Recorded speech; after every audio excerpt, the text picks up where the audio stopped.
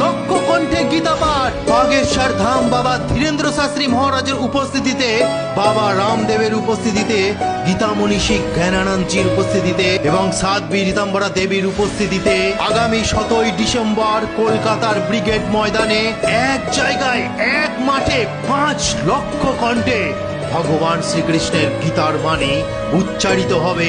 এই বিশৃঙ্খলার যুগে অস্থির সময়ে একমাত্র ভগবান শ্রীকৃষ্ণের বাণী ফিরিয়ে দেবে শান্তির পথ, শক্তির পথ, ধর্মের পথ, ধর্ম রক্ষার পথ। যখন অন্যায় বেড়ে যায় তখন ধর্মই পথ দেখায়, আর এবার সেই আলোই দেখাবে কলকাতার ব্রিগেড ময়দান, যেখানে 5 লক্ষ সনাতনী হিন্দু কণ্ঠে একসাথে উচ্চারিত হবে সেই ভগবান শ্রীকৃষ্ণের বাণী, यदा यदा हि धर्मस्य ग्लानिर्भवति भारत अभुत्थानमधर्मस्य तदात्मानमसृजामः।